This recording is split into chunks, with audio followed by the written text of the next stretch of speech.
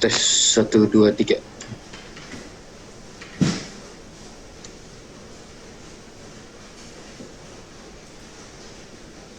Kita tunggu sejenak ya.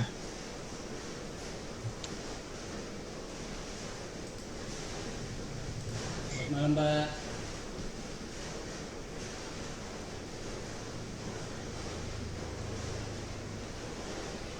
Malam, Pak. Ya, malam. Mas Noto. Mas Noto lagi di mana? Di Kalimantan apa di mana?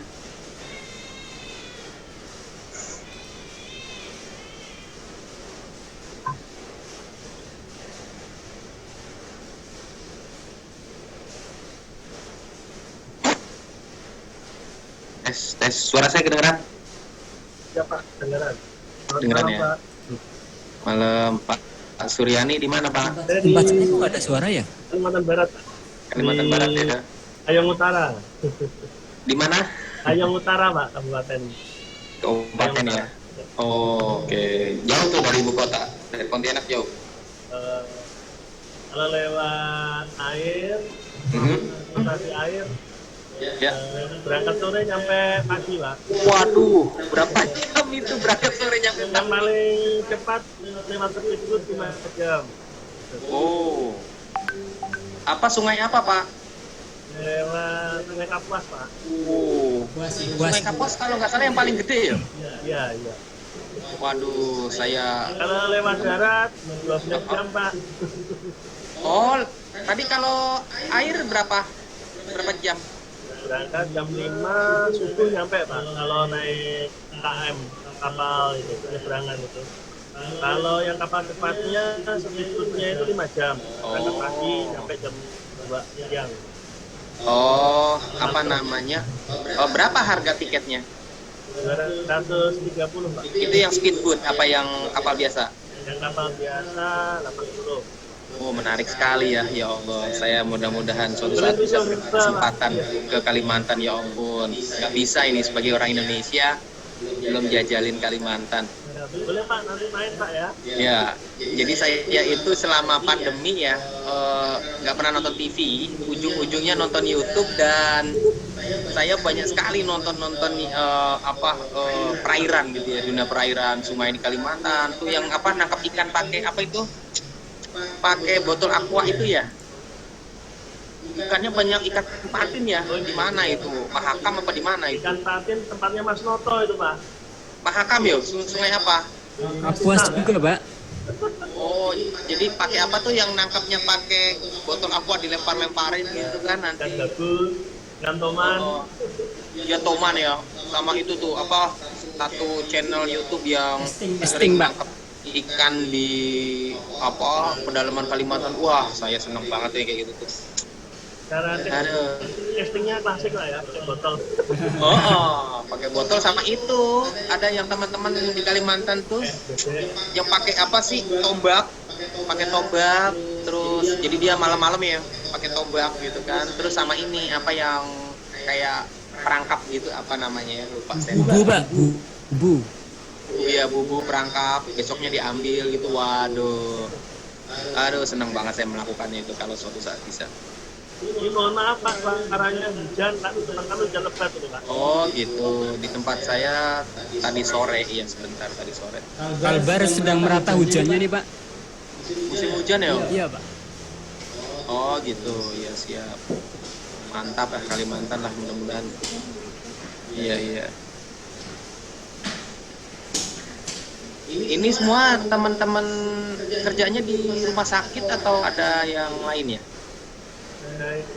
Mas, kerjanya di rumah sakit. Pokoknya kesehatan lah ya. Iya, dari besar di rumah sakit. Iya. Nah, ini kan kita manajemen informasi kesehatan ya, MIK. Memang harapannya MIK itu nantinya ya profil lulusan itu tidak kakinya banyak ya, nggak cuma di medical report, tetapi juga nanti data analytics ya, di data analytics. Nah, salah satunya memang nanti data science gitu ya. Mudah-mudahan nanti teman-teman bisa punya kemampuan untuk olah data gitu ya, olah data terutama untuk prediksi gitu ya, klasifikasi, clustering dan lain sebagainya, sehingga punya kemampuan eksplorasi data yang memadai. Dan memang kalau kita ngomongin data mining atau data science secara umum gitu ya, R programming itu salah satu tool atau software yang paling banyak dipakai, termasuk statistik ya, karena memang R itu strong di statistik, juga kemudian hari ini mulai berkembang di data science. Nah, tetangganya yaitu Python juga salah satu programming yang menjadi paling banyak dipakai. Jadi Python sama R itu memang yang paling banyak dipakai. Namun demikian kalau kita bandingkan ya antara Python dengan R itu jauh lebih mudah daripada Python ya, bahasanya nggak sejelimet si Python, sehingga memang agak cocok gitu ya kalau R itu bisa dipelajari. Dan lebih daripada itu, kalau kita nanti belajar statistik gitu ya, nggak harus belajar R murni ya, karena hari ini udah ada beberapa tool software yang mengutilisasi library-nya si R tadi itu, kemudian dicemplungin ke dalam software, sehingga kita tinggal klik gitu ya. Dan nanti teman-teman mudah-mudahan punya kemampuan data visualization ya, bagaimana memvisualisasikan data gitu ya, data medical record, data kesehatan dan lain sebagainya yang ada di institusinya, kemudian nanti divisualisasikan dengan baik gitu ya, menjadi grafik yang menarik, intuitif, informatif dan lain sebagainya. Nah, R dan Python itu juga salah satu jawara untuk data visualization. Namun lagi-lagi baik R maupun Python itu scripting, artinya pakai kode gitu ya, kode program. Demikian hari ini juga sudah mulai banyak tool atau software yang bisa kita pakai yang utilisasi, yang memanfaatkan kekuatan R dan Python untuk visualisasi gitu ya.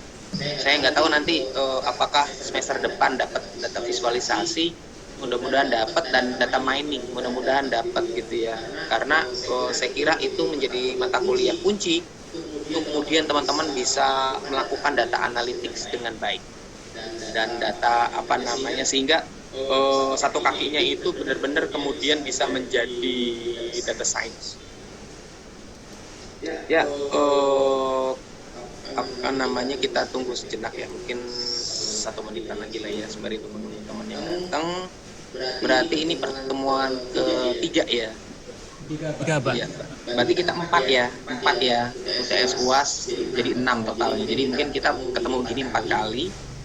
Berarti ini yang ketiga, nanti tinggal terakhir sekali lagi ya. Dan memang hari ini R programming kita ini nanti harapannya teman-teman punya fondasi yang bisa gitu ya, menjadi pengenalan untuk R, sehingga memang ini adalah kelas trigger ya, kelas trigger untuk kemudian teman-teman bisa terpapar lah ya sedikit tentang R. Harapannya nanti tinggal ngembangin. Hari ini nggak usah khawatir ya, di internet itu banyak sekali tutorialnya ya, banyak banget tutorialnya. Dan belajar bahasa pemrograman atau scripting itu nggak sesulit memahami bahasa Inggris novel gitu ya. Bahasa Inggris novel itu lebih susah daripada bahasa Inggris saintifik. Bahasa Inggris saintifik nggak banyak vokabularinya. Lebih programming itu nggak banyak ngomong gitu ya, coding, dan codingnya juga terbatas bahasanya, sintaks-sintaksnya, sehingga sebenarnya jauh lebih mudah belajar gitu ya. Jadi mau bahasa Inggris nggak ada masalah. Jadi bahasa kalau kita belajar programming nggak jadi masalah, karena nggak banyak kosakata yang dipakai gitu ya. Beda sama novel, terlalu banyak kosakatanya gitu ya. Dan memang saya mengencourage teman-teman untuk kemudian banyak berinteraksi dengan konten-konten dari bahasa Inggris ya, terutama video pembelajaran, lalu kemudian makalah-makalah ilmiah gitu ya, artikel ilmiah. Karena sampai hari ini memang kita ya di Indonesia, artikel ilmiah itu terutama yang bahasa Indonesia itu masih belum meyakinkan gitu ya, masih belum meyakinkan, sehingga dikhawatirkan terjadi dalam tanda petik kesesatan gitu ya. Bangsa mesti paper-paper yang berkualitas masih dalam bahasa Inggris. Ya kita mulai ya pembelajaran kita malam ini. Sebentar, saya screenshot dulu. Oke. Kita mulai pembelajaran yang ketiga hari ini. Nanti kita coba, saya berikan waktu ya, kita bagi 2 sesi hari ini ya. Yang pertama adalah kita akan mencoba untuk buat teman-teman mempresentasikan tugas ya, kemarin UTS-nya ya, sehingga nanti memang penting sekali presentasi gitu ya. R programming anak pertemuan. Oke, jadi ada 2 sesi hari ini. Sesi pertama adalah saya akan mempersilahkan teman-teman yang mau presentasi untuk mempresentasikan karyanya di tugas kemarin yang saya anggap sebagai UTS, supaya kemudian ya ini bukan ujian ya, tapi penting buat kita semua, penting buat Anda, penting buat saya, terutama saya pengen tahu sejauh mana teman-teman udah nyerap gitu ya, sehingga kalau kita bisa tahu materinya sudah terserap apa belum, atau kayak gimana, kan enak nanti kita bisa melakukan improvement gitu ya. Juga teman-teman juga terbiasa untuk presentasi, karena presentasi merupakan skill yang penting ya buat teman-teman, meskipun bukan dosen gitu ya, tetapi kan kita nggak tahu ke depannya gitu ya. Yang penting komunikasi ilmiah itu mesti ada unsur presentasi. Nah, sesi kedua mungkin saya akan mencoba menambahkan materi untuk sebagai bekal gitu ya. Nanti kita akan bercoba-coba bermain-main dengan data lebih dalam lagi gitu ya, dan memanipulasinya. Baik, sesi pertama mungkin kita awali dengan tapi saya buka dulu ya. Assalamualaikum warahmatullahi wabarakatuh. Selamat malam warahmatullahi wabarakatuh. Salam sejahtera buat kita semua. Alhamdulillah hari ini kita bisa berkumpul melanjutkan perjalanan kita belajar R programming. Meskipun singkat gitu ya, cuman sekitar 4 pertemuan plus 2 gitu ya UTS UAS. Mudah-mudahan bisa menjadi trigger buat teman-teman untuk terpapar lah ya, supaya nanti tidak terlalu kosong gitu ya, supaya dapat oke, seperti ini toh R gitu ya. Nah, baik, kita tanpa berpanjang lebar, saya berikan waktu kepada beberapa kawan-kawan ya yang ingin melakukan presentasi gitu ya, tugas yang kemarin, supaya buat saya juga bisa menjadi pengetahuan saya bagaimana teman-teman kemudian menyerap. Baik, monggo, siapa yang mau presentasi? Saya, Pak. Ya, Mas Noto sama siapa tadi itu? Ya, Pak Suryani, ya monggo, siapa dulu? Mas Noto boleh Pak, silakan Mas Noto. Atau Mas Riani dulu, boleh? Boleh. Ya udah, saya dulu deh. Aku Listrik padam soalnya di daerah saya ini hujan padam. Oh iya, sering diarpet ya. Iya Pak. Izin ya Pak. Mati kami terlempar atau mati, listrik kami ada pengumuman padam hari ini malam ini. Maaf Pak ya. Nggak apa-apa.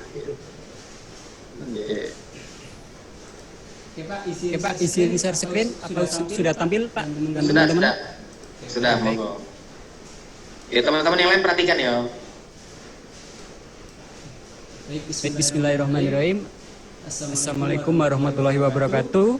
Waalaikumsalam warahmatullahi wabarakatuh. Selamat malam semuanya teman-teman. Pada kesempatan kali ini saya Noto Susanto akan mencoba mempresentasikan tentang tugas UTS pemrograman R yang diajar oleh beliau Pak Dr. Adi Wijaya SKM MKOM, di mana kami ditugaskan untuk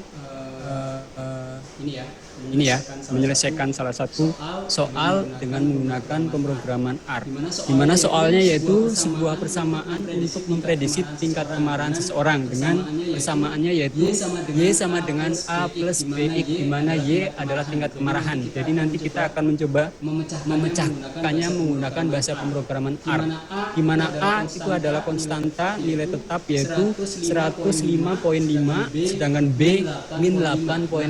Nah, di sini ada variabel X yang merupakan jumlah jam tidur yang akan kita coba simulasikan menggunakan program R. Nah, di sini disebutkan bahwasanya tugasnya yaitu membuat sebuah fungsi untuk menghitung atau memprediksi tingkat kemarahan dan sekaligus nanti dibuat API atau Application Programming Interface sehingga bisa diakses menggunakan browser. Nah, untuk sintak program yang kita gunakan untuk memecahkan soal tadi ada tiga ini ya. Pertama yaitu fungsi get yang merupakan digunakan untuk menampilkan di browser nantinya. Nah, ini diawali dengan sintaks lalu ada asterisk atau bintang, lalu add get, terus kita kasih nama ininya apa namanya fungsinya yaitu tingkat kemarahan. Terus untuk serializer unboxer ini supaya nanti outputnya tidak ada bracketnya.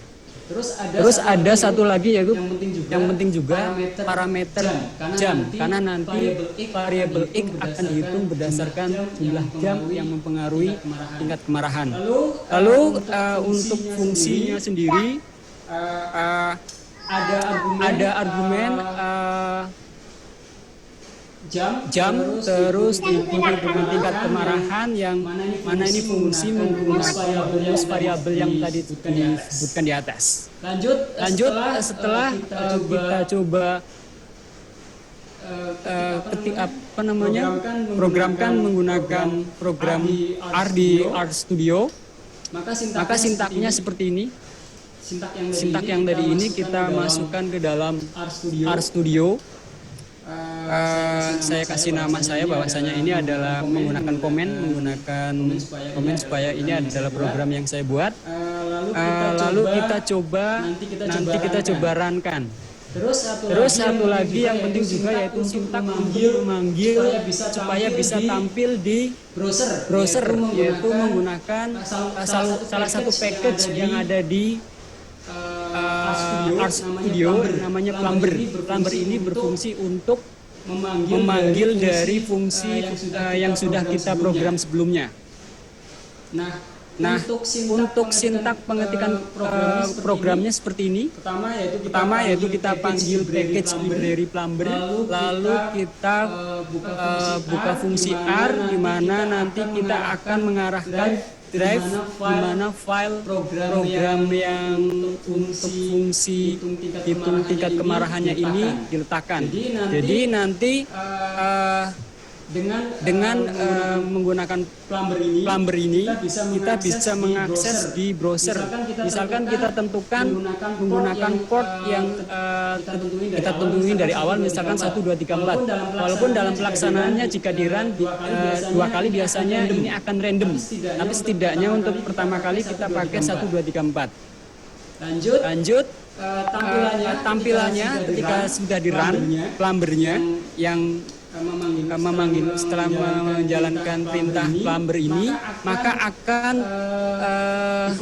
di konsol akan tampil link atau URL yang mengarah ke browser di mana ini adalah local server 127.0.0.1 terus .2 dengan mengikuti port ini port 1, 2, 3, 4 yang tadi sudah kita tentukan dalam sintak yang ada di memanggil Plumber ini.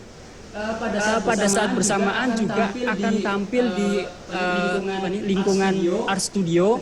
Ketika saya memilih run terus upen, maka akan tampil ininya apa namanya hasil output dari memanggil Plumbernya. Nah, kita bisa juga mengujinya dengan cara gulung ke bawah lalu masukkan variabel jam ya, misalkan angka jam 1 lalu kita execute, artinya jam tidur seseorang itu kita masukkan hanya tidur 1 jam, maka akan keluar angka indeks tingkat kemarahan 97. Ini jika dilihat langsung di Art Studio. Nah, jika kita diakses ke seperti tadi tujuannya untuk supaya bisa diakses di browser, maka kita bisa memanggil karena ini berada di localhost, kita panggil localhost .2, portnya tadi kita sepakati di program 1234, lalu garis miring, lalu kita panggil fungsi tingkat kemarahan, terus kita masukkan variabel jam sebagai salah satu rumus hitung untuk menghitung tingkat kemarahannya. Ketika misalkan seseorang tidak tidur atau 0, artinya tidak tidur sama sekali dalam waktu 1 kali 24 jam, maka indeksnya 105,5. Ini artinya tingkat kemarahannya sangat tinggi. Ambil sampel lain misalkan 1 jam, hanya tidur 1 jam, misalkan karena lembur ngerjain tugas pemrograman R, itu nilai indeksnya 97. Terus karena tidurnya cuma 3 jam, lembur sampai jam 2, itu indeksnya 80 dan seterusnya. Ini ada yang 6 jam. Kalau secara referensi, kalau untuk yang ideal kan 8 jam. Ini misalkan kita masukkan jam tidur seseorang adalah 8 jam, maka indeksnya 37,5. Saya juga penasaran sampai 12 jam. Misalkan kalau yang suka rebahan 12 jam tidur, ternyata indeksnya 3,5. Dan seterusnya saya juga penasaran kalau lebih dari 12 jam ternyata minus. Ini mungkin ada pembahasan sendiri terkait tingkat kemarahan. Tapi setidaknya secara fungsi penggunaan pemrograman R ternyata menghasilkan output yang bisa digunakan untuk menghitung tingkat kemarahan. Next, kesimpulan dari yang apa saya pelajari setidaknya pada beberapa poin. Yang pertama yaitu fungsi dalam pemrograman R adalah kode-kode yang disusun untuk melakukan tugas tertentu seperti perhitungan matematis, pembacaan data, analisis statistik dan lainnya. Kalau tadi contohnya pembacaan data ya. Terus untuk struktur fungsi setidaknya seperti ini. Kalau tadi tidak menggunakan nama fungsi ya, tapi fungsi itu sendiri sebagai namanya, yaitu diikuti dengan argumennya tadi itu pakai jam, lalu diikuti dengan fungsi untuk persamaan tadi. Lalu ada objek, artinya kalau misalkan selesai dia akan kembali ke fungsi atasnya. Terus ini ada pengertian IPA, yaitu Application Programming Interface, atau aplikasi yang menghubungkan antara aplikasi lainnya. Nah, ini sangat berfungsi ketika pemrograman R nanti bisa berinteraksi dengan dunia luar atau aplikasi lainnya. Nah, salah satu package yang ada di programming R yaitu yang disebut Plumber. Nah, ini sangat bagus karena sangat penting ya, sangat berguna maksudnya. Contohnya tadi bisa untuk memungkinkan kita membuat akses data keluar yang bisa ditampilkan di web agar bisa berkomunikasi dengan aplikasi lain. Demikian setidaknya sukses tercipta dari kegagalan dan kegagalan tanpa kehilangan antusiasme. Itu menurut Winston Churchill, supaya kita jangan takut gagal, teman-teman. Demikian dari saya, terima kasih. Ya, baik, terima kasih Mas Noto. Alhamdulillah ya, sudah bagus, sudah bisa menangkap apa yang kita pelajari kemarin ya. Well done ya. Oke, di belakang Mas Noto, monggo. Ada lagi Pak Supriani ya tadi ya, monggo Pak.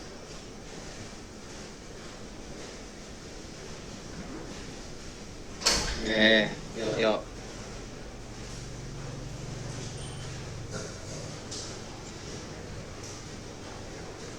Ya, suaranya belum keluar.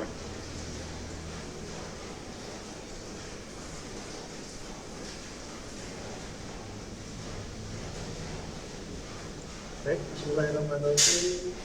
Assalamualaikum warahmatullahi wabarakatuh. Selamat malam, Adi Wijaya, selaku dosen fisika dan teman-teman sekalian yang saya sayangi. Sebenarnya dari tugas saya untuk mempresentasikan dari menghitung, memprediksikan tingkat kemarahan seseorang berdasarkan jumlah jam tidurnya dengan kita mengetahui yaitu dari rumus Y sama dengan A plus B X, di mana yang disampaikan dari Mas Noto tadi yang lebih lengkapnya dari saya yang saya presentasikan tersebut akan lebih simpel lagi, yang intinya untuk memahami fungsi dari tugas yang dibuat ini untuk bisa dapat berjalan sesuai yang diminta.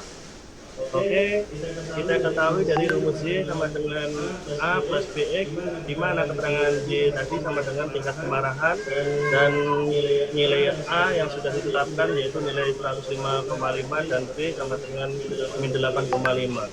Nah, dari apa nilai tersebut yang kita cari yaitu nilai X sama dengan jumlah jam tidurnya. Terus untuk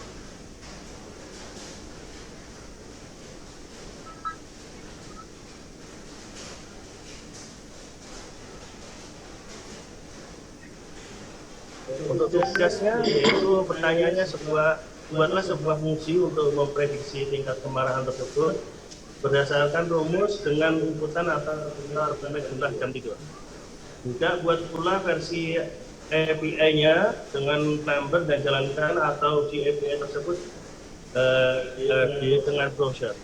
Yaitu pembahasannya ini saya simulasikan umpamanya di dalam tingkat tersebut, di dalam sistem studinya dijalankan. Begini bentuknya, itu dimulai dengan yaitu slash pagar atau bintang, dimulai dengan spasi get atau dengan variabelnya yaitu kita tentukan marah namanya. Kemudian untuk serializernya, untuk unboxed junctionnya itu sebagai untuk nanti hasilnya di dalam browser tersebut untuk menghilangkan bracketnya supaya kurungnya tidak ada.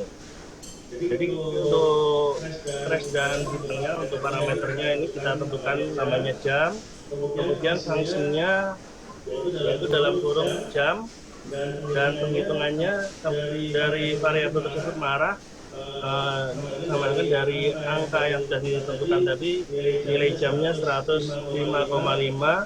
Di situ di plus penghitungannya dengan karena kita tidak tahu R atau program luar tidak tahu nilainya apa yang menjadikan hasilnya nanti. Di sini ditentukan angka, jadi diisi hash numerik, yaitu dengan nilainya jam dikalikan dengan angka yang sudah ditentukan yaitu min 8,5.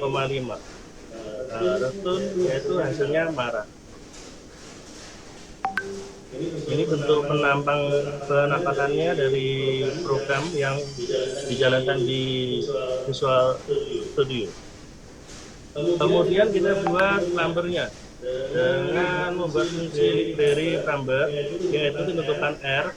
Numbernya dari tempat penyimpanan file yang kita buat tadi di fungsi pertama tadi, yang pertama yaitu kita simpan di lokasi itu dengan nama perkiraan marah, kita kasih nama dengan penentuan $run, terus portnya kita tentukan 12345, sehingga kita jalankan dua kali klik di run, muncullah API-nya tersebut. Nah, setelah muncul API tersebut kita cek, ternyata tidak ada masalah dan bisa jalan, baru kemudian kita langsung bisa uji cobakan di dalam browser. Begini bentuk penampakan browsernya. Dan lebih ringkasnya tersebut kita ketikkan local hostnya sama dengan nilai port yang sudah kita tentukan tadi di dalam bearing number ya, yaitu 12345. Kemudian garing nilai variabelnya kita tentukan namanya marah, dan nilai yang kita tentukan prediksikan yaitu jam, berapa jam dari tingkat kemarahan dari tidur seseorang untuk menentukan prediksi tingkat kemarahannya. Ini saya dicobakan hanya satu saja, karena tadi yang lengkap sudah Mas Noto, karena saya hanya simpel, kemudian dibagi dengan teman lainnya saya ambil nilai 6. Apabila kita tentukan jam tidurnya itu selama 6 jam, ditentukan nilai prediksi yang dilihat bisa diketahui yaitu nilainya 54,5. Demikian Pak, sesingkatnya dari saya. Mohon maaf, terima kasih. Assalamualaikum warahmatullahi wabarakatuh. Waalaikumsalam. Oke ya, udah bagus ya, bisa bekerja, jalan tadi di browsernya dan hasilnya juga sesuai ya. Ya, di belakang Pak Suryani ada lagi yang mau presentasi ya, Bu Hairunisa ya, sama Bu Pak Ibrahim ya. Ya, Bu Hairunisa dulu monggo.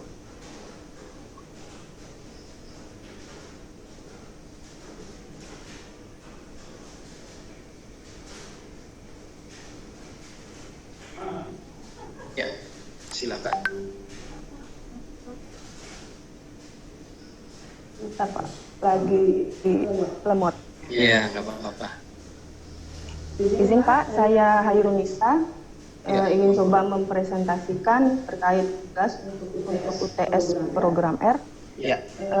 Soalnya mungkin nggak usah saya sebutkan lagi ya Pak ya, karena sama semua. Ya. Lanjut, ini yang dicari yaitu untuk persamaan Y, yang dicari adalah tingkat kemarahan. Yang akan kita masukkan di dalam sintaknya nanti adalah X, yaitu jumlah jam tidur, maka akan dicari keterkaitannya. Yang pertama sebelum masuk ke Plumber, di sini saya mencoba Pak untuk membuat fungsi. Jadi fungsi di program R aja seperti biasa. Nanti saya rencananya mau menyamakan apakah di sini sama dengan hasil yang di Plumbernya nanti waktu di browser. Jadi ini kemarahan, fungsinya yaitu dengan A dan B yang sudah diketahui. Kemudian X tadi jam tidur, di sini saya coba masukkan angka 1 Pak, di mana jam tidurnya hanya 1 jam. Kemudian dengan sintaks seperti ini, giliran maka tingkat kemarahannya jika hanya tidur 1 jam, maka tingkat kemarahannya ada 97. Kemudian Ya, layarnya kok nggak muncul ya? Nggak bergerak ya? PowerPoint-nya nggak bergerak? Apa emang masih halaman 1 PowerPoint-nya? Enggak, sudah bergerak Pak. Oh, di sini masih halaman 1 ya?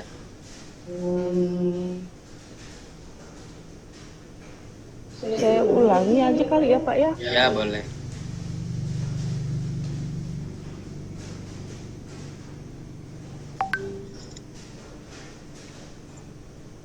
Gini aja Pak ya. Iya. Ya. Oh, kalau ditampilkan nggak kelihatan jadinya Pak. Kecil kelihatan nggak ya Pak ya? Kalau kayak gini aku tempat terlihat Pak. Kelihatan. Ya. Mm-mm.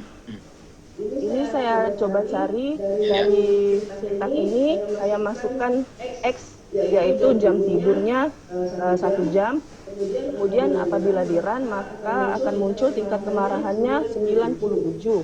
Saya coba, kemudian yang selanjutnya ini saya masukkan jam tidur ini 3 jam, maka tingkat kemarahannya akan menurun menjadi 80. Kemudian selanjutnya baru saya coba ke fungsi di Plumber. Sebelum melanjutkan ke Plumber, dipastikan sudah menginstal library Plumber di program R, yaitu dengan cara seperti ini, install packages Plumber, maka di sini akan muncul bahwa Plumber sudah diinstal. Kemudian berikutnya untuk membangun fungsi cek kemarahan dengan parameter berupa jam. Di sini kita panggil Plumbernya dengan library Plumber. Kemudian yang selanjutnya ini fresh bintang get ini untuk menampilkan dari fungsi yang kita inginkan. Kita ingin mengecek kemarahan. Kemudian yang selanjutnya serializer ini untuk menampilkan fungsi untuk menghilangkan bracket nanti di browser yang akan ditampilkan. Kemudian argumen yang selanjutnya yaitu kita panggil parameternya X ini berupa jam tidurnya. Lanjut ke fungsi. fungsi seperti yang sudah diketahui, A-nya berapa, B-nya berapa, kemudian X di jam tidurnya, kita masukkan jam, A tambah B, X. X ini kita masukkan S numerik karena X yang ingin dicari ini berupa angka, maka jangan lupa untuk memasukkan S numeriknya, kemudian return sama jam. Setelah selesai dengan sintaks seperti ini, jangan lupa disimpan dengan file cek kemarahan, untuk kita nanti mengetahui untuk dimasukkan ke plumbernya. Ini saya simpan di D ya Pak ya. Kemudian ini untuk masuk ke plumbernya, kita panggil R plum. Ini tadi asal muasal file yang sebelumnya itu ada di drive D. Kemudian file yang tadi saya simpan namanya cek kemarahan, $run, port yang saya masukkan ini 1, 2, 3, 4. Setelah ini kemudian di run, maka akan muncul API yang seperti ini. Setelah muncul seperti ini bisa langsung kita coba di browser. Kita coba di browser dengan alamat localhost 1234, port yang tadi dimasukkan, garis miring cek kemarahan, tanda tanya, kemudian X-nya berapa yang mau kita masukkan. X ini berupa jam tidur ya Pak ya. Jadi jam tidur ini kita masukkan misalnya 1, maka tingkat kemarahannya 97 sama dengan yang tadi di awal sudah dicoba di run. Kemudian jika tingkat kemarahannya jika jam tidurnya kita masukkan 5, maka tingkat kemarahannya ada 63. Seperti itu saja dari saya Pak. Terima kasih. Baik. Assalamualaikum warahmatullahi wabarakatuh. Waalaikumsalam warahmatullahi wabarakatuh. Ya, lumayan bagus ya. Perempuan aja bisa R gitu ya. Nanti surprise itu apa kepala rumah sakit atau kepala puskesmasnya. Oke, lanjut. Siapa tadi yang mau presentasi tugasnya? Silakan. Izin Pak, Ibrahim Pak. Ya, Pak Ibrahim, monggo. Bu Hairunisa mungkin di close dulu share screen-nya. Untuk Pak Ibrahim bisa share screen. Ya, udah bagus ya. Ya, monggo.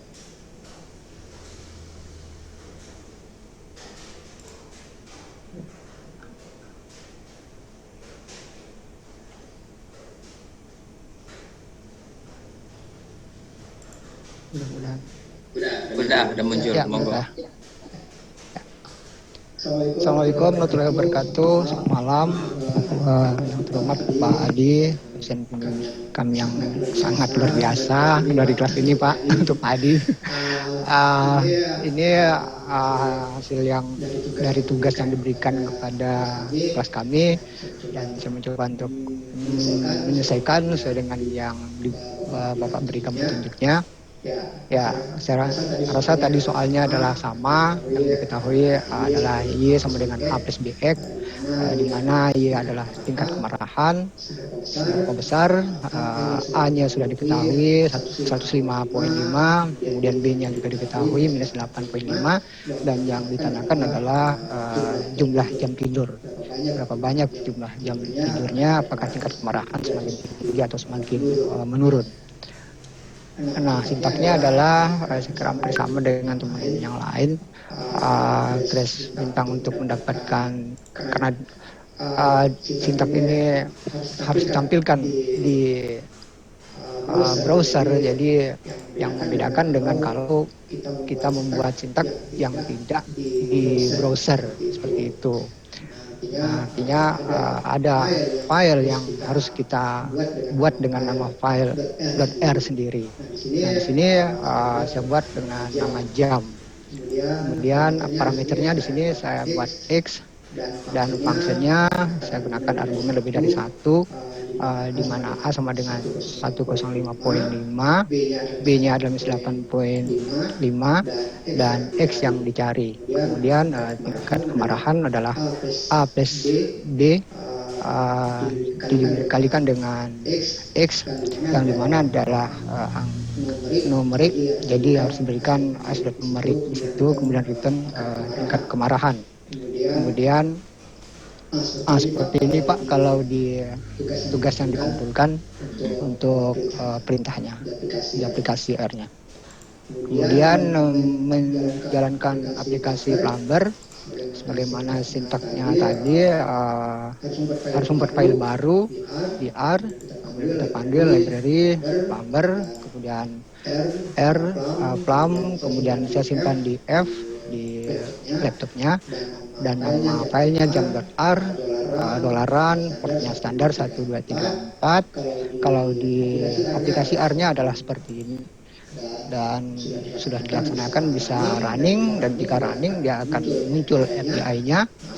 Kalau ini tidak running ya otomatis akan diulang terus supaya dapat ketemu untuk bisa dipanggil di browser. Nah, kalau sudah tampil seperti ini baru kita bisa manggil di browser, sehingga kita panggil di browser. Saya menggunakan Opera di sini. Jika kita panggil dengan localhost 1234, kemudian jam tadi nama filenya, X-nya jika dimasukkan angka 1, maka tingkat kemarahannya adalah 97. Ini satuannya apa tidak dijelaskan, karena jika dia tidur 1 jam maka tingkat kemarahan sebesar 97.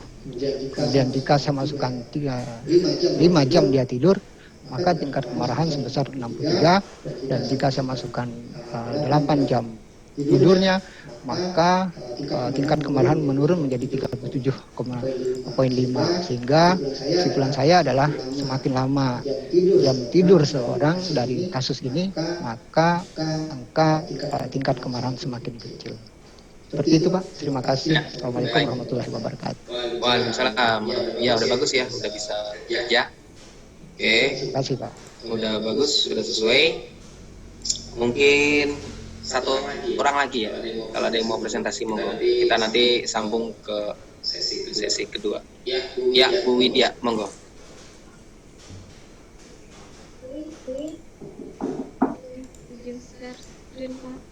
Ya, monggo.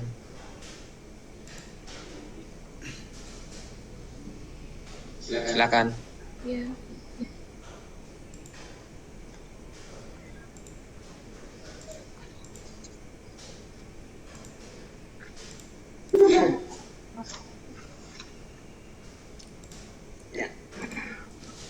Udah kelihatan Pak, izin Pak.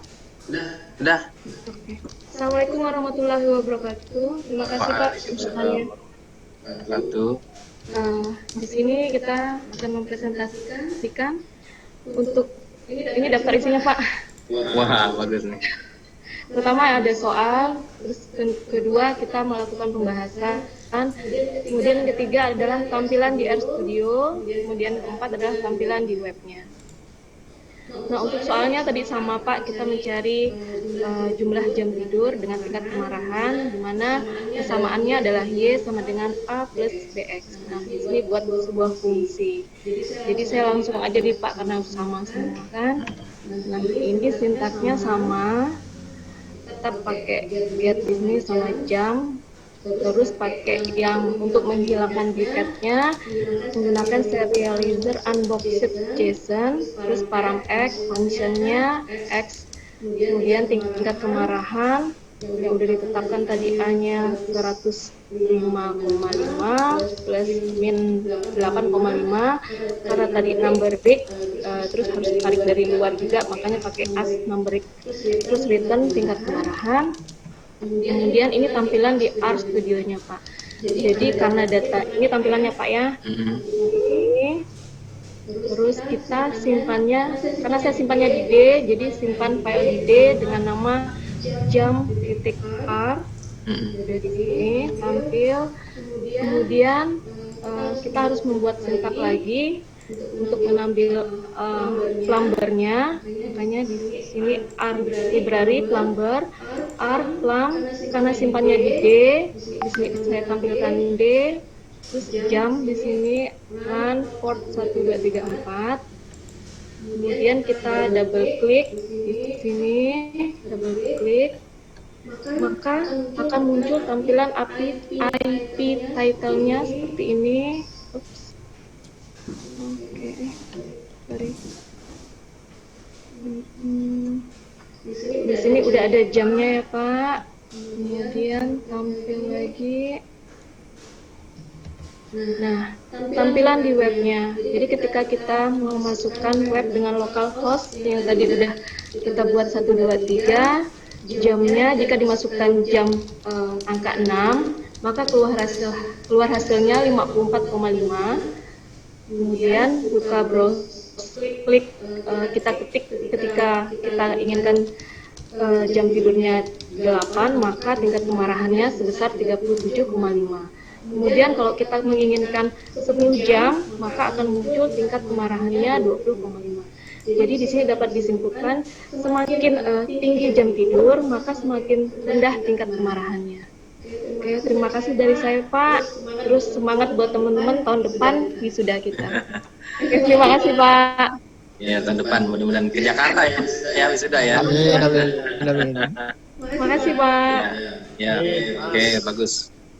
Ya, ada lagi nggak di belakang Bu Widya yang mau? Nggak ada ya. Oke, kalau nggak ada, kita lanjutkan lagi ya pembelajaran kita. Ya, bagus. Tadi berapa orang ya? 5 ya. 5 orang tadi udah presentasi, semuanya jalan, bisa bekerja softwarenya dengan baik.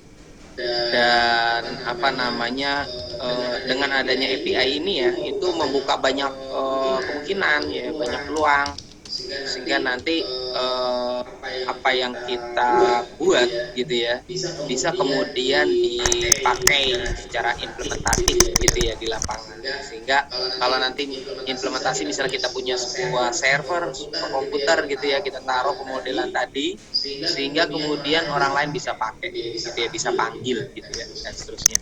Nah, ini merupakan menjadi cikal bakal ketika kita misalnya membuat sebuah pemodelan gitu ya, sebuah pemodelan dengan menggunakan machine learning. Yang rumus tadi kita coba itu ya, Y sama dengan A plus BX itu adalah hasil atau oleh-oleh atau output daripada regresi linear.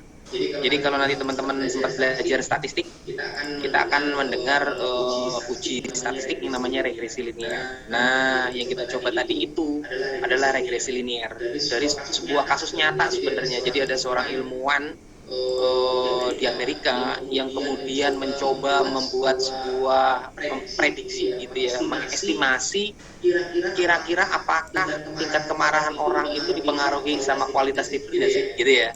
Nah, kualitas tidur itu kemudian dia gambarkan secara sederhana dengan jumlah jam tidur, karena logikanya ketika jam tidurnya memadai gitu ya, mencukupi, maka dapat kita katakan bahwa kualitas tidurnya juga bagus gitu ya. Ya tentu kualitas tidur bukan cuma jam tidur ya, bisa juga mungkin mendusin apa enggak gitu ya misalnya. Idealnya kan orang enggak mendusin gitu ya, dan lain sebagainya. Nah, memang secara sederhana penelitian tadi mencoba membuat pemodelan, memprediksi tingkat kemarahan seseorang paginya gitu ya, setelah sebelumnya diukur, ditanyain malamnya tidurnya berapa jam gitu ya. Yang ingin secara sederhana mengestimasi kira-kira hipotesisnya apakah jumlah jam tidur yang merepresentasikan kualitas jam tidur itu mempengaruhi tingkat kemarahan apa enggak esok paginya gitu ya. Dan ternyata terbukti bahwasanya memang semakin banyak tidur ya jamnya ya, tapi semakin berkurang gitu ya indeks daripada tingkat kemarahannya. Nah, ini memang bukan berarti kalau tidurnya 24 jam nol gitu ya, atau negatif ya, enggak mungkin, karena nggak mungkin orang tidur sampai 24 jam, tentu ada batasannya.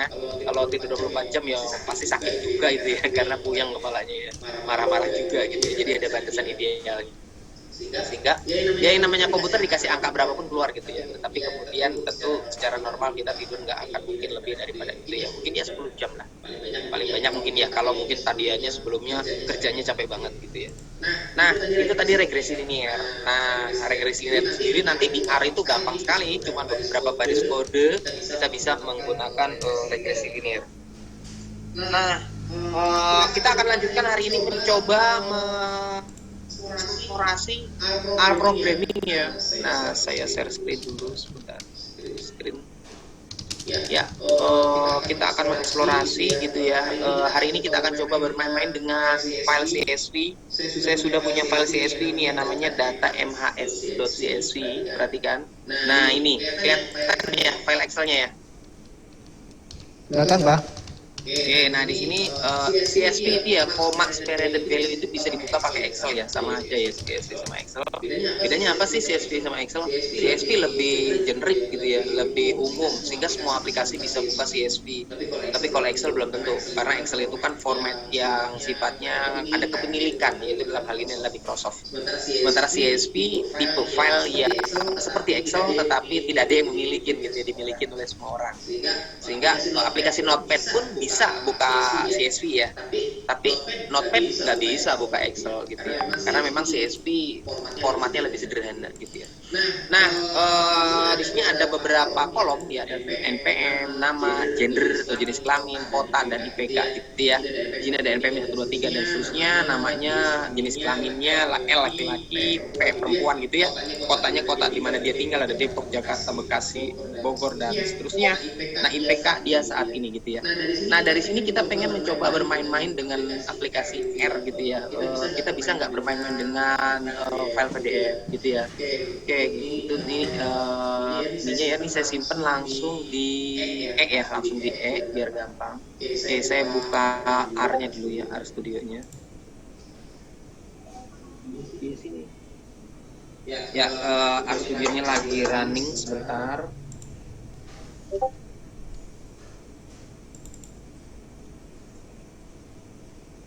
Jalan R-nya nah ini dia agak gede.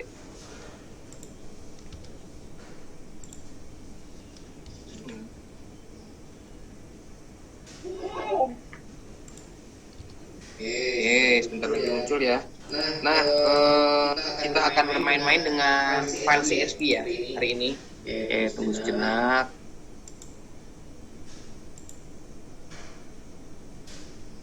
Agak gede nih, agak lama jadinya. Nah, ini dia sedang ini ya loading. Nah, library-nya banyak, semakin banyak library-nya semakin agak lama gitu ya. Nah, ini ya, kita file new file ya, R-script ya. Kita bikin file baru ya. Itu update. Nah, ini. Nah, kita akan bermain-main dengan CSV ya, file CSV. Nah, gimana caranya gitu ya. Nah, kita cemplungin dulu datanya yang kita baca ke dalam sebuah variabel. Misalnya nama variabelnya dt gitu ya. Bebas nama variabel apapun ya. Boleh huruf, tapi nggak boleh angka di depannya. DT1 boleh, 1 DT yang jangan dihindari. DT misalnya gitu ya. Nah, ini adalah operator assignment untuk memberikan nilai, value atau operasi gitu ya. Nah, untuk itu kita menggunakan sebuah fungsi namanya read.csv gitu ya. Read gitu ya. Read gitu ya. Read. Nah, itu kan ada banyak CSV 2 ya. Ini namanya auto completion. Jadi langsung keluar ya. Kita ambil yang atas ya, read.csv, langsung enter aja. Nggak usah ketik lengkap ya. Kita bisa pilih-pilih gitu ya kalau ada yang pilih sesuai. Nah, di situ sebelah kanannya ada keterangannya, detailnya ya. Di sini nanti ini argumennya ya. Argumennya ada beberapa argumen, ada file, header sama dengan true. Nah, ini kalau kayak gini nanti headernya kalau kita nggak kasih argumen gitu ya, nggak kita jadikan argumen, nggak kita feeding, maka headernya otomatis true karena dia punya nilai default gitu ya. Header itu tadi NPM, nama gitu ya, itu header itu nama kolom. Jadi secara default true. Jadi nanti kolomnya ditampilkan gitu ya, ditarik. Jadi kalau misalnya header sama dengan false, maka header tadi itu nomor NPM segala macam nggak ditarik, jadi langsung ditarik datanya. Nah, save sama dengan titik koma. Nah, ini juga kalau Anda lihat di sini separasinya ya antar value.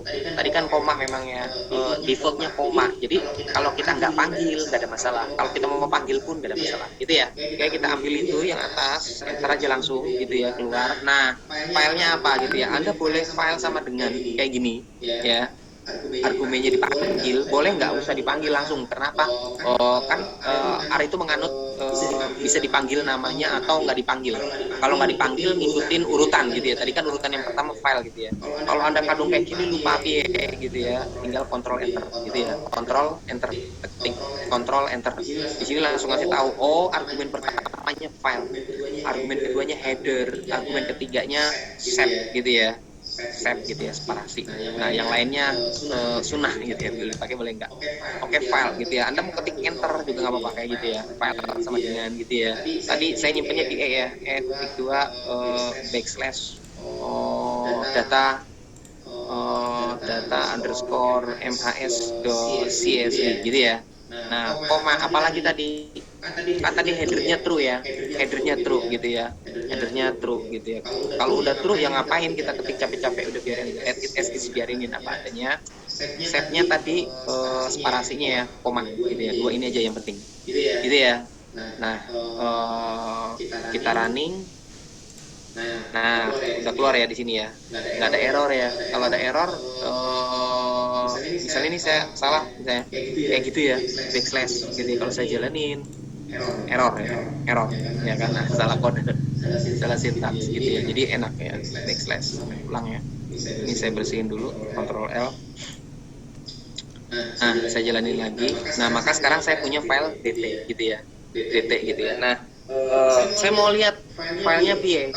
Kalau mau ngeliat tampilannya gimana, yaudah panggil aja dt gitu ya. Panggil dt, saya jalanin, lihat nanti hasilnya di sini ya. Nah, lihat di situ ada langsung ya, npm, nama, gender, kota, IPK, semuanya muncul ya, semuanya muncul. Ada 10 ya, ada 10. Nah ini kalau saya batasin ya, saya batasin misalnya saya pengennya munculnya cuman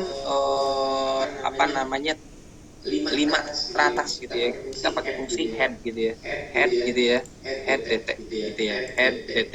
Nah, fungsi head dt itu hanya menampilkan yang teratas saja, jumlah file teratas gitu ya. Nah, seperti itu. Kalau dt doang semuanya muncul, kalau ada 1000 record semuanya muncul gitu ya. Oke. Nah, kita misalnya bisa, kalau tadi dt doang itu kan muncul semua, kita bisa panggil ini, jadi R itu dinamis ya, canggih gitu ya, cepat operasinya juga. Saya pengen nampilin kolom nama doang, gimana caranya gitu ya. Kan tadi kita punya kolom npm, nama, gender, kota sama IPK. Saya pengen nampilin namanya doang, gimana? Ya udah tinggal dt gitu ya, kan variabelnya dt sekarang ya. Kita pakai tanda dolar ya, shift 4 ya, shift 4 tanda dolar. Nah, auto completion kita nggak perlu hafal, apa ya, nggak perlu hafal, langsung dikasih contekan ya. Saya mau yang mana, nama gitu ya, tinggal di pakai tombol atas bawah ya, enter gitu ya. Nah gitu ya, maka kalau saya running nih kayak gini, maka hanya muncul nama doang tuh ya, namanya doang ya, namanya doang, dan seterusnya. Kalau saya cuma pengen npm dt ini npm gitu ya, Ctrl enter atau klik run itu ya sama ya, Ctrl enter, nah keluar npm-nya gitu ya. Nah, cuman dia nampilinnya secara mendatar gitu ya, bukan nampilin kolom seperti tabel. Lihat kelakuannya seperti itu, dia akan menampilkan berjejer ke kanan ya, bukan seperti kolom. Nah, kalau pengen nampilinnya kayak kolom gimana gitu ya. Nah, saya misalnya pengen menampilkan seluruh baris tapi hanya kolom npm dan nama gitu ya, kolom npm dan nama. Nah, kita tahu npm dan nama itu kan kolom pertama dan kolom kedua ya. Jadi di R itu kita bisa manggil nomor indeks kolom gitu ya, maupun berdasarkan nama kayak tadi dt nama, dt dolar npm gitu ya. Nah, kalau saya pengen manggil misalnya pengen nampilin, kalau tadi kan dt nama dia nampilnya di jari kanan ya, nggak sesuai tabel ya. Kalau kita pengen nampilin berupa tabel, nah udah pakai fungsi dt gitu ya, pakai ini square bracket ya, bracket yang square ya, 4 gitu ya. Nah, argumennya adalah baris dan kolom gitu ya, baris koma kolom gitu ya, baris koma kolom gitu ya. Nah, baris koma kolom, kalau semua baris gitu ya, kalau semua baris berarti kan semua data ya, semua data tadi yang 10 orang itu ya. Ya udah, nggak usah Anda ketik 1 sampai 10 itu, you don't have to write kayak gitu. 1 sampai 10 itu artinya baris pertama sampai baris 10 gitu ya. Kolomnya tadi kita punya berapa kolom tuh? NPM 1, nama, gender, kota 5 ya. Kolom kelima berarti kolom pertama sampai kolom kelima. Nah, kalau kayak gini tuh sama juga kita ngasih perintah DT doang gitu ya, DT doang. Karena barisnya semuanya saya panggil, saya minta tampil, kolomnya juga saya minta tampil. Kontrol enter ya supaya lihat muncul semua. Tapi kalau saya ganti misalnya semua baris tapi hanya kolom pertama dan kolom kedua saja ya, kolom pertama dan kolom kedua, kontrol enter ya, kontrol enter sama juga kayak run di sini, kontrol enter. Nah lihat cuman NPM dan nama, saya pengen nampilin cuman NPM nama dan gender, nama gender dari kolom kedua dan kolom ketiga, ya udah berarti DT gitu ya. Semua baris, kalau semua baris koma aja langsung kayak gitu, koma aja langsung ya, nggak usah dikasih argumen ya. Berarti baris kedua, kolom kedua dan kolom ketiga, kontrol enter. Nah lihat ya kan, nama dan gender gitu ya. Saya pengen cuman 3 teratas, baris 3 teratas berarti DT, 3 teratas berarti 1,3 1.3 kan teratas. Koma kolomnya gimana yang mau ditampilin? Semua kolom. Kalau semua kolom ya udah kayak gitu, nggak usah dikasih 1 sampai 5, koma spasi gitu doang aja, atau koma langsung bracket penutup, nggak ada masalah, enter. Semuanya tampil tapi baris teratas gitu ya, semuanya tampil tapi baris teratas gitu ya. Cara memanipulasinya jadi mudah ya, nggak terlalu sulit ya. Nah bagaimana kalau misalnya saya pengen nampilin data yang yang mahasiswanya tinggalnya kotanya di Depok? Nah ini udah mulai dinamis nih datanya ya. Kan kadang sering ya pimpinan mungkin gini, ada data Excel nih, coba tampilkan yang orangnya Depok doang kan, gitu ya, Depok doang. Nah seperti itu tuh, sehingga bisa dinamis. Kadang yang tinggalnya di Depok, IPK-nya di atas 3 gitu kan, dan dia laki-laki. Wah kalau pakai Excel gimana tuh? Bisa sih pakai filter ya, tapi tentu ketika lebih besar sama dengan 3 itu Anda harus nyentang 4 koma, ya capek kalau kayak gitu ya. Dengan R, 1 baris kode lah keluar semua gitu ya. Kita coba misalnya saya pengen nampilin yang rumahnya ya, kotanya tadi kota Depok. Kita lihat dulu yang kota Depok ada berapa orang ya. Kontrol L ya, saya bersihin dulu, saya panggil DT di sini. Yang Depok ada berapa orang? 1, 2, 3, ada 3 orang ya. Harusnya muncul 3 orang ya. Harusnya muncul 3 orang ya. Kontrol L ya, saya bersihin dulu. Oke, di sini saya taruh pengen nampilin yang orangnya kotanya di Depok doang. Ingat ya, R itu case sensitif ya. Tadi Depok itu, bentar saya jalanin ya. Depok itu D-nya gede ya, D-nya gede. Dia case sensitif ya. Case sensitif itu artinya dipengaruhi sama huruf besar, huruf kecil. Jadi Depok D-nya gede sama Depok D-nya kecil itu beda. Ya dianggap beda. Jadi ingat-ingat D-nya gede. Maka gimana caranya? DT gitu ya. Kan datanya tadi di DT ya. Tetap pakai square bracket ya, pakai square bracket gitu kan, karena kita ingin mengakses data tertentu, baik level baris maupun level kolom. Nah, ketika saya pengen meminta data orang-orang atau mahasiswa yang rumahnya di Depok, berarti kan permintaannya kota Depok itu levelnya baris. Karena Depok tadi adanya di baris ya, bukan di kolom. Kalau kolom itu kota, tapi kalau kota yang Depok berarti baris. Maka filternya berada di baris. Mana DT gitu ya, tanda seru kota gitu kan, sama dengan, nah sama dengannya double ya, jangan sama dengan 1. Kalau sama dengan 1 tuh assignment, memberikan value. Tapi kalau menyatakan sebuah kondisi gitu ya, sebuah kondisi, misalnya kota sama dengan Depok, berarti kan kota yang kondisinya Depok gitu ya, maka dia tanda sama dengannya 2 ya, Depok. Dan tadi Depok itu kan string ya, Depok itu string, huruf, bukannya angka ya, bukannya harga-harga, bukannya nilai gitu ya, maka pakai kutip ya. Dan ingat Depok itu D-nya gede tadi, Depok gitu ya. Nah ini baris nih, ingat tadi kan aturannya bracket, kolom, koma, baris, baris, koma, kolom. Nah square bracket pertama DT kota sama dengan, berarti kita pengen menampilkan data yang barisnya kotanya itu Depok. Kolomnya gimana? Saya pengen semuanya muncul koma, ya udah koma gitu aja.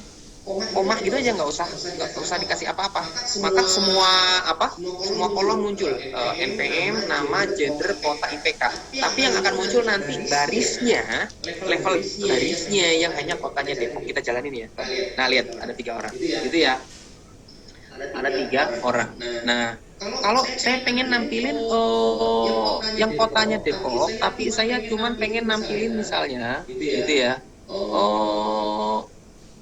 apa namanya, baris pertama sampai baris ketiga aja ya, kolom pertama sampai kolom ketiga kayak gini. Berarti nanti munculnya cuma NPM, nama sama gender. Nah kayak gitu ya, nama dengan gender. Nah saya pengen tahu misalnya tadi kita punya variabel ya, kita kan punya variabel, saya kontrol L ya, saya panggil dulu, perhatikan. Saya punya variabel atau kolom namanya IPK. Kalau Anda lihat IPK itu angka ya, IPK itu angka. Misalnya si Antonio IPK-nya 3,56, Rijal 3,75 dan seterusnya. Nah, dari 10 orang ini saya pengen tahu rata-rata IPK-nya berapa sih? Gitu ya. Rata-rata IPK-nya berapa sih? Nah, R itu punya library atau fungsi intrinsik, fungsi melekat gitu ya, untuk menghitung nilai statistik tadi. Mulai dari rata-rata, nilai tertinggi, nilai terendah dan seterusnya. Nah, untuk nilai rata-ratanya tinggal menggunakan fungsi, ini saya kontrol L bersihin dulu, kita menggunakan fungsi yang namanya min gitu ya, itu ada fungsi min ya, langsung ya otomatis ya, enter aja, ya udah, min dt apa tadi, nilai, nah IPK gitu ya, nah min dt IPK, maka saya akan menghitung rata-rata daripada IPK, jadi nggak perlu capek-capek menjumlahkan terus dibagi, udah R itu udah punya fungsi intrinsik statistik, terutama salah min. Jadi kita enter ya, kita lihat. Nah itu rata-ratanya 3,075. Saya pengen tahu nilai tertinggi, nilai terbesar, terendahnya berapa? Terberat tuh min gitu ya. Enter, berarti DT, dolar, IPK. Nah gitu ya, kontrol enter ya. Nah itu nilai minimum, berarti IPK terendah adalah 2,02. IPK tertingginya berapa gitu ya? Max ya, tertinggi max gitu ya. DT, dolar, IPK gitu ya, kontrol enter. Nah keluar, tertingginya berarti 3,88. Jadi kita udah dapat tuh informasinya tuh ya, min, max, min gitu ya, dan seterusnya. Dan standar deviasi juga sama, standar deviasinya berapa, tinggal SD aja, SD gitu ya, standar deviasi. Nah oke, kita lanjutkan. Sekarang saya pengen begini, saya pengen tahu nih, mahasiswa yang 10 orang itu yang IPK-nya lebih besar sama dengan nilai rata-rata IPK-nya siapa saja sih gitu ya, yang IPK-nya lebih besar sama dengan nilai rata-rata IPK gitu ya, siapa saja gitu ya, ya berarti DT gitu ya. Karena memfilter maka kita pakai fungsi bracket tapi ya, bukan yang namanya kurung gitu ya, bukan ya, tapi square bracket, bukan bracket aja, square bracket. Nah maka kita langsung pakai gitu ya, kita nggak perlu masukin angkanya 3, berapa tadi itu rata-rata 3,07, nggak perlu hafal ya. Yaudah berarti karena kita memfilter nilai IPK itu kan 3, dan seterusnya hanya muncul hanya sesuai keinginan, berarti baris, berarti filternya ada di baris, berarti DT dolar gitu ya, IPK berarti lebih besar sama dengan rata-rata tadi apa fungsinya, min gitu ya, DT dolar min DT dolar IPK. Nah kayak gini, koma itu berarti udah kosongin, berarti nanti semua kolom muncul gitu ya, kontrol. Nah itu dia orang-orangnya, tadi kan rata-ratanya 3,07 ya, nah itu kan bener 3,56 kan lebih besar 3,15. Kalau yang nilainya lebih kecil IPK berarti gimana, lebih kecil dari IPK gitu ya, lebih kecil dari IPK berarti DT seperti itu, DT dolar IPK lebih kecil ya, lebih kecil dari rata-rata, lebih kecil min gitu ya, DT dolar IPK gitu ya, semua kolom. Nah koma gitu ya, kontrol enter. Nah itu dia, di bawah rata-rata tadi, rata-ratanya kan 3,07 bener ya, 3,02 kan masih di bawah 3,07. gitu ya. Nah seperti itu. Jadi kita bisa dinamis, ya kita bisa dinamis. Kita pengen tahu siapa sih mahasiswa yang nilainya terendah. Yang terendah IPK-nya siapa? Berarti gimana? DT square bracket gitu ya, DT dolar IPK gitu ya, sama dengan dong, ya kan? Sama dengan min gitu ya, nilai terendah min DT dolar IPK gitu ya, koma semua kolom ya. S Nah, ternyata si Santi 2,02. Jadi nilai tertinggi siapa? Kalau nilai tertinggi berarti gimana? DT gitu ya. DT dolar IPK karena berdasarkan IPK tertinggi. Berarti sama dengan aja. Sama dengan apa? Max toh? Sama dengan nilai maksimumnya ya dari DT IPK. Semua kolom koma, nggak usah argumen. Kalau 1 sampai 4 berarti kolom pertama sampai kolom keempat. Kalau semuanya udah koma, udah langsung tutup kurung gitu ya, enter, kontrol enter. Nah itu, berarti siapa 3,88 si koma gitu ya. Nah ini jadi kita sudah bisa bermain-main dengan fungsi yang ada di R, terutama untuk bermain-main dengan data file text, namanya data file text atau CSV. Kita lanjutkan. Jadi kita udah tahu tuh menggunakan fungsi CSV dulu, Ctrl L. Nah, ada lagi yang menarik. Misalnya kita mau ngurutin. Nah, kalau perhatikan nih, kalau saya panggil biasa gitu ya. Itu kan datanya apa adanya ya, sesuai yang kita bikin di CSV tadi ya, di file CSV. Dimana tadi yang pertama si Antonio, yang terakhir si Erin. Nah, kalau saya pengen nampilin gitu ya, pengen nampilin data yang diurut dari IPK terendah ke IPK tertinggi. IPK terendah ke IPK tertinggi. Berarti kita harus melakukan fungsi sorting. Kalau di Excel kan ada tuh ya, yang A to Z itu ya. A to Z gitu kan. Nah, kalau di RPA kita menggunakan fungsi order. Gitu ya. Kita menggunakan fungsi order gitu ya. Nah, kita coba di sini. Gitu ya, menggunakan fungsi yang namanya order, berarti DT gitu ya. Nah, saya mau ngurutin dari nilai tertinggi nilai terendah. Efek pengurutan itu bukan di kolom ya, tapi di baris. Nah, oleh karena itu statement pengurutan ada di baris, ya. Ada di baris, berarti langsung kita cemplungin di situ ya, karena kan dia tadi sintaksnya kan baris, koma, kolom gitu kan. Nah, karena manipulasi order itu level baris, ya, maka kita langsung cemplungin di sini di baris, kita ganti pengurutan, gitu ya. Sama kayak tadi waktu pencarian, ya udah tinggal menggunakan fungsi order gitu ya, order, enter ada tuh ya, fungsi internal ya, kayak min, max, min tadi kan, enter aja gitu ya, dia buka kurung tutup kurung, bracket bukan square ya, karena bukan akses data. Ya udah, berarti DT berdasarkan apa ordernya, IPK misalnya, oke, IPK berarti kayak gini. Nah, kayak gini. Terus kolomnya gimana? Semua kolom don't care. Ya udah, koma, kosongin aja. Enggak usah dikasih kolom pertama sampai kolom kedua. Nah, kita jalanin ya. Ini saya bersihin dulu. Sehingga nanti hasilnya berarti dari terendah ke tertinggi. Berarti nanti muncul yang pertama si Santi, terus kemudian si Susanto dan seterusnya ya. Santi, Susanto dan seterusnya. Saya bersihin dulu. Kita running ya. Ini kursor taruh di sini, kita running. Nah, lihat. IPK terendahnya kan tadi siapa? Santi muncul. Terakhirnya tentu yang 3,88 tadi ya, siapa? Si Komar. Nah, seperti itu. Kita ngurutinnya berdasarkan IPK. Kalau saya ngurutinnya misalnya berdasarkan kota. Nah, kota berarti kalau kota nongolnya Bogor dulu ya. Bekasi dulu. Bekasi, Bogor, Depok, baru Jakarta. Karena kan alfabetikal ya. Jadi pengurutan itu bisa angka, bisa huruf ya. Kalau saya urutin berdasarkan kota, maka order gitu ya. Langsung enter gitu ya, DT dolar kota. Nah, semua kolom. Nah, kayak gitu ya, enter. Lihat, Bekasi, Bogor gitu ya. Depok kan Depok D setelah B ya. Jakarta terakhir. Gitu ya, dan seterusnya.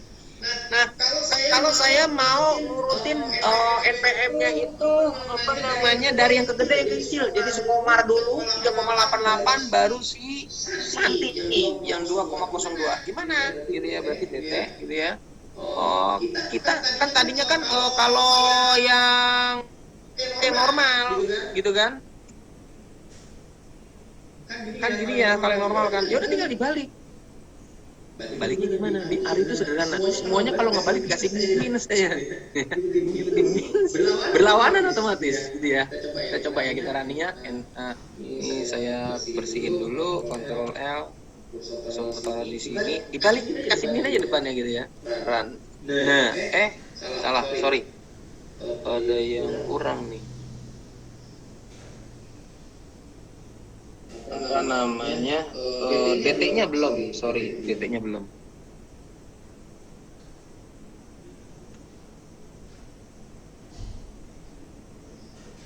Minusnya bukan di situ, terbalik, minusnya di sini. Nah, minusnya di situ ya, minusnya terbalik. Oke, kita running. Nah, jadi dibalik. Ya, si IPK-nya tertinggi muncul duluan, baru IPK-nya yang rendah. Yang kota juga sama. Kalau misalnya Jakarta dulu yang mau muncul nih, tinggal kita copy aja di sini, Ctrl V, kita minus aja di sini, minus. Nah, karena order ini nggak ada minus ya. Yang minus ini kan apa namanya, kolom kota gitu ya, kita run. Maka Jakarta dulu. Oh sorry, nggak bisa ini karena dia apa? Bukan huruf ya, bukan angka, sorry. Dia pakai fungsi yang lain ya, sort. Pakai fungsi yang sort nanti saja. Oke, nah ini dari ini kita bisa bermain-main dengan data gitu ya, dan seterusnya. Nah, kita bisa menggabungkan sekarang. Kita bisa menggabungkan misalnya yang tinggalnya di Depok gitu ya, yang tinggalnya di Depok dan jenis kelaminnya laki-laki. Berarti gimana? DT gitu ya. Yang tinggal di Depok, DT kota sama dengan Depok gitu ya, Depok, dan jenis kelaminnya laki-laki. Nah, dan itu pakai apa namanya, tanda dan ya, tanda dan gitu ya, DT $, DT $ gender gitu ya, sama dengan L. Nah, itu kan kolom, baris. Kolomnya gimana? Semua kolom. Ya udah, gitu aja, koma kosongin, ya, Ctrl Enter. Maka hanya muncul yang laki-laki saja, hanya muncul yang laki-laki saja, seperti itu ya. Jadi dia Depok dan L. Kalau dia Depok perempuan nggak muncul, gitu ya, seperti itu. Itu kalau pakai apa namanya, dan itu berarti dua-duanya harus terpenuhi ya, dua-duanya harus terpenuhi. Jadi dia Depok juga, laki-laki juga. Ada juga yang lawannya dan, yaitu or. Or itu berarti kalau salah satu terpenuhi. Contoh misalnya yang tinggalnya di Depok atau jenis kelaminnya laki-laki. Sorry, yang tinggalnya di Depok atau jenis kelaminnya laki-laki, gitu ya. Ya udah, kalau kayak gitu tinggal kita, dan ini kita ganti menjadi atau itu pipa. Tuh, atau itu pipa yang apa, garis mendatar, apa garis rata ya, pipa di atasnya backslash, jadi shift backslash gitu ya, pipa. Kalau saya jalanin itu akan banyak, karena baik yang kotanya Depok maupun jenis kelaminnya laki-laki. Contoh, si Antonio kok muncul sih? Ya, Antonio ini terpenuhi, dia laki-laki juga, Depok juga. Si Rizal kan Jakarta, kok muncul sih? Ya karena jenis kelaminnya L, kan di sini atau L gitu ya, atau L, atau laki-laki. Jadi ya, jadi seperti itu. Termasuk juga orang yang tinggalnya di Bekasi juga muncul, asal dia salah satunya L, gitu ya. Kalaupun perempuan, kalau dia tinggal di Depok juga bisa muncul. Memang sayangnya di sini nggak ada yang perempuan ya. Kalau saya ganti Bogor, sepertinya akan muncul nih. Bogor, nah itu muncul ya, meskipun dia perempuan, kok muncul sih itu si Dede, gitu ya, karena dia kotanya Bogor. Jadi atau itu agak berbeda dengan N dan, gitu ya, N. Kalau N itu dua-duanya harus terpenuhin, tapi kalau atau salah satu terpenuhin, dia kerjain, gitu ya. Nah, ini adalah apa namanya? Contoh gitu ya, contoh bagaimana kita bisa bermain-main dengan file Excel ya, bermain-main dengan file CSV ya, sama saja, hampir sama dengan Excel. Mulai dari kita membaca gitu ya, read CSV, kemudian dikasih nama, NPM, dan seterusnya gitu ya. Nah, nanti dari sini nanti teman-teman nanti bisa banyak nih melakukan manipulasi ya, kita nanti bisa memanipulasi data. Nah, ini adalah contoh sederhana bagaimana kita bermain-main dengan data gitu ya. Bagaimana bermain-main dengan data, sehingga nanti dari sini sangat mungkin nanti ada sebuah tas tertentu gitu ya, ketika kita sedang bermain-main dengan data mining gitu ya, dengan data science, kita nanti mesti memilih kolom-kolom tertentu gitu ya, kolom-kolom tertentu. Nah, jadi seperti itu. Mungkin pembahasan hari ini sampai di sini dulu. Sebelum kita lanjut, mungkin nanti pertemuan berikutnya akan kita coba perkaya lagi ya, bagaimana kita akan mendayagunakan software R ini untuk berbagai kepentingan gitu ya. Sampai sini ada yang mau ditanyakan? Monggo. Ini filenya saya save dulu, nanti saya kirim ke Anda ya. Saya save, saya kirim ke Anda nih sebentar.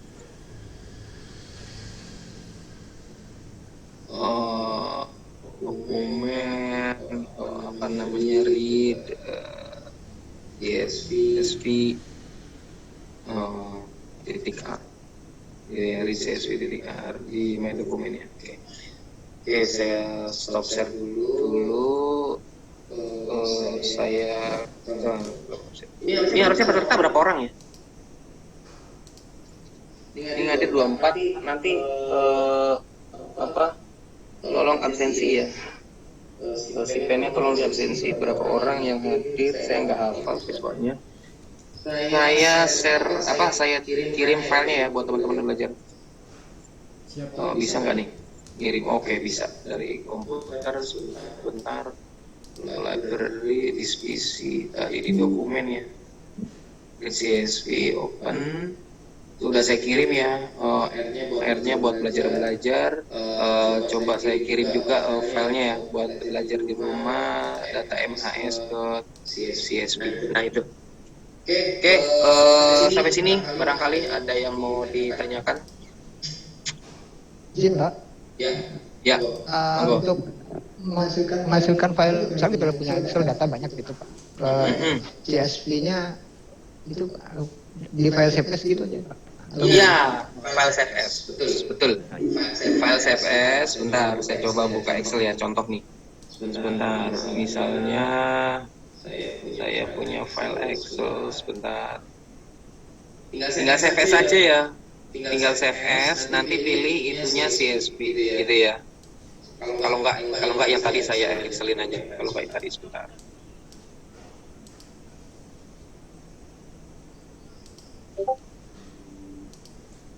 Sebentar nih, saya buka dulu filenya, perhatikan ya. File ini saya save as, yang tadi CSV-nya saya save as ke Excel. Karena ini penting juga ya, penting ya. Oke. Berarti saya share screen ya sebentar. Share screen, share. Nah ini ya Excel, karena saya punya XLS ya, data MAS, XLS ya. Saya jalanin, saya buka Excel. Nah misalnya saya mau ini data ini mau saya jadiin CSV, gimana caranya? Dari sini, dari file, save as gitu ya, terserah nyimpennya di mana. Nah ini tinggal CSV-nya, CSV yang ini ya, yang koma delimited, kan CSV ada banyak tuh. CSV Macintosh, kalau misalnya komputer Anda Mac ya, Apple, MS-DOS, Anda pilihnya CSV-nya yang ini ya, koma delimited. Dah, tinggal namain, save gitu ya, otomatis jadi CSV gitu ya. Misalnya data MHS new, jadi ya saya save, nanti dia nawarin. Nah, dinawarin kayak gini,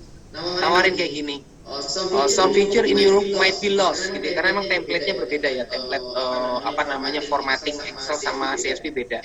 Excel lebih kaya daripada CSV lebih sederhana. Pilih yes, dah, terus di close aja Excelnya, close. Nah ini jangan disimpan, don't save aja, don't save.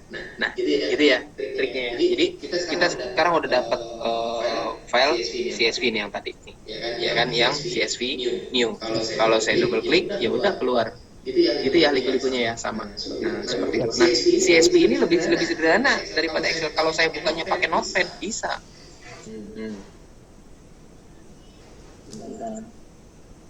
Nih kalau saya buka pakai Notepad tuh lihat, sederhana ya.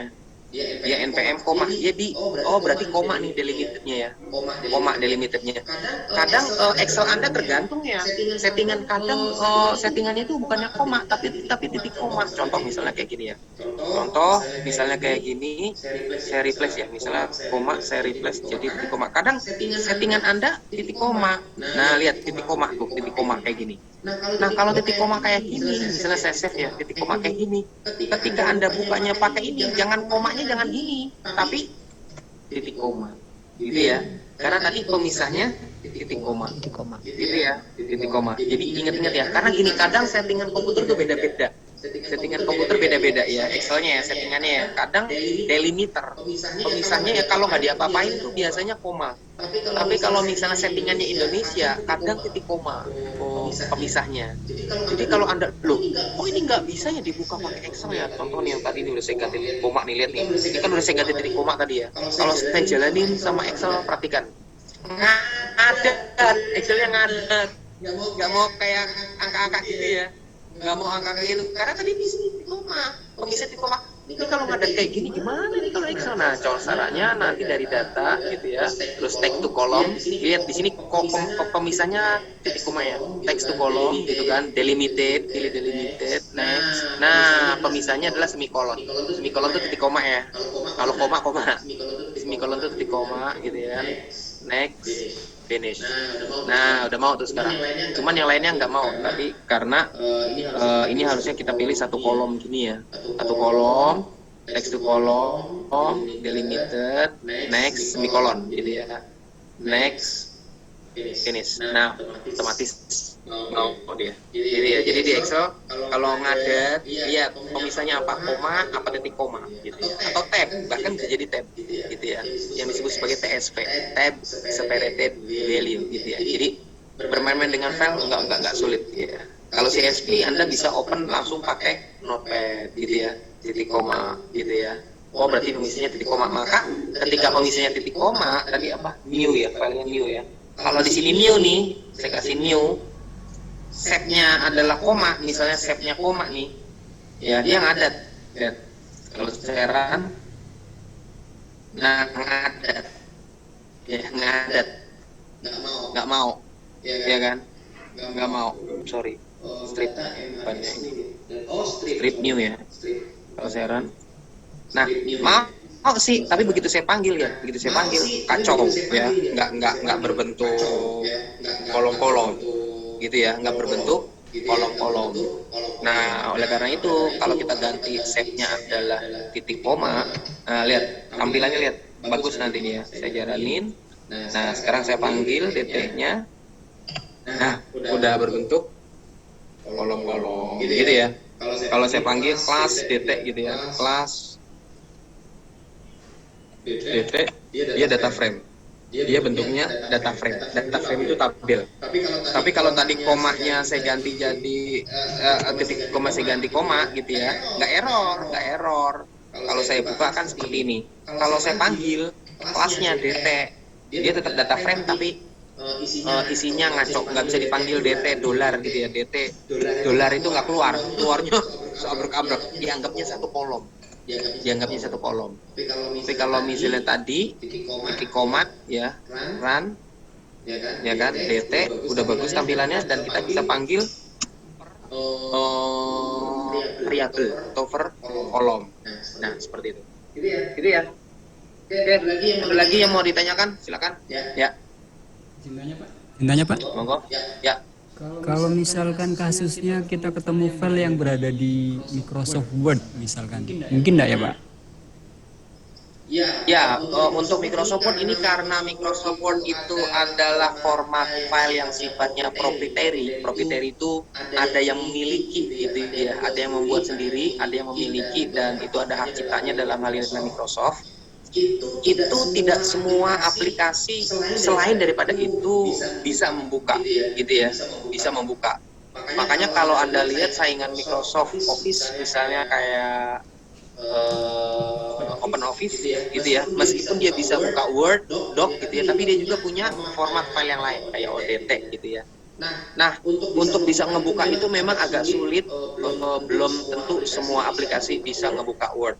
Nah, oleh karena itu biasanya kalau untuk olah data memang sumber datanya bukan Microsoft Word, umumnya berupa Excel. Ya, umumnya berupa Excel atau paling umum yang paling komunikatif, artinya semua aplikasi bisa buka adalah CSV, karena dia CSV tadi ya, Notepad bisa buka, tapi kalau Excel ini nggak bisa nih dibuka Notepad nih. Yang Excel ini kan Excel ya, saya buka Notepad pakai Notepad gitu ya, hasilnya kayak gitu, nggak bisa dibuka, nggak bisa dibaca, karena dia punya format tersendiri, di mana format tersendiri itu proprietary, artinya dikuasain oleh sang pemilik, sang pembuat, dalam hal ini adalah Microsoft. Tapi kalau CSV itu nggak ada yang punya, ini standar umum, standar terbuka, semua orang bisa buka. Ciri-cirinya file yang standar terbuka itu paling sederhana, dia bisa dibuka oleh Notepad atau Notepad++ gitu ya.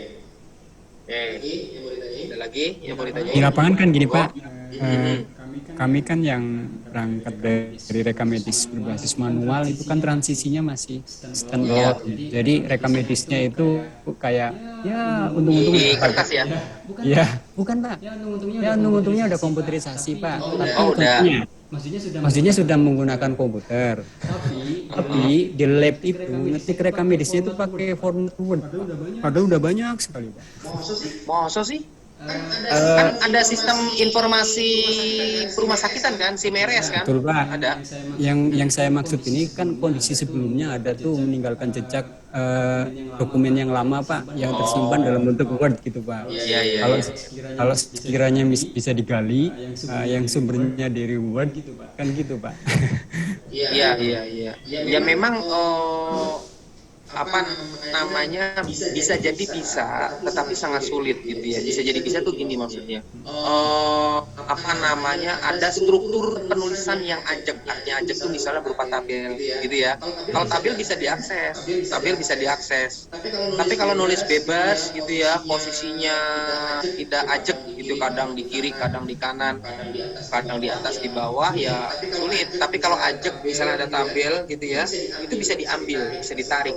Pemrograman tertentu bisa menarik gitu ya, bisa ditarik kalau dia ada format tertentu, ada format gitu lah ya, ada format penulisan ya, baik posisi maupun cara nulisnya. Tapi kalau free format kayak Microsoft Word main ngetik aja gitu ya, agak sulit. Nah, oleh karena itu memang biasanya kita masukin ke dalam sistem dulu gitu ya, itu namanya unstructured. Nah, kalau kita ngomongin data science, data itu terbagi menjadi dua ya, unstructured sama structured. Nah, kalau yang masih diketik di Word gitu ya, itu masih namanya unstructured, karena data yang di entry itu free format gitu ya, belum ada format tertentu, sehingga untuk melakukan otomatisasi itu sulit. Biasanya supaya kita bisa otomatisasi datanya, kita kemudian kita kembangkan dan lain sebagainya, kita rubah dulu ke structure. Nah, supaya structure terstruktur itu biasanya dimasukin ke dalam sebuah format database atau tabel, dalam tabel atau database. Nah, kalau udah berupa tabel ya, entah berupa Excel atau berupa tabel database kayak MySQL, SQL Server, PostgreSQL gitu ya, maka itu kemudian nanti ya udah bisa dijadiin tabel, dijadiin Excel, sehingga bisa mudah dimanipulasi kayak CSV tadi gitu ya, kita bisa manipulasi. Kalau masih Microsoft Word memang masih bisa dibilang itu masih unstructured, belum structured, sehingga memang untuk olah data itu memang diperlukan sebuah data yang sudah terstruktur sedemikian rupa. Kayak tadi, kenapa CSV gitu kan? Karena datanya terstruktur gitu kan, datanya terstruktur, ada kolom, ada baris, sehingga kita bisa manggil kolom, kita bisa memfilter baris, kita bisa mengurutkan kolom dan seterusnya. Itu terstruktur. Tapi kalau nggak terstruktur ya susah untuk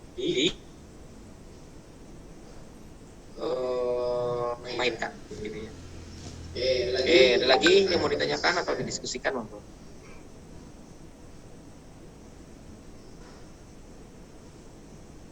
Ya, hari ini mungkin belum ada tugas ya, mungkin pertemuan terakhir nanti siap-siap saya kasih tugas sekalian UTS,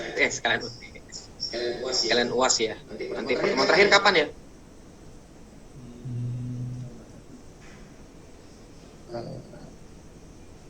Tanggal 14 Juli, Pak.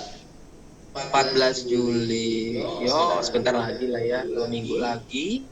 Nanti kita akan coba materi tambahan gitu ya, kita perkaya lagi supaya menjadi punya fondasi yang memadai untuk belajar R gitu ya, tentu yang tidak terlalu advance tapi tidak terlalu sulit gitu ya.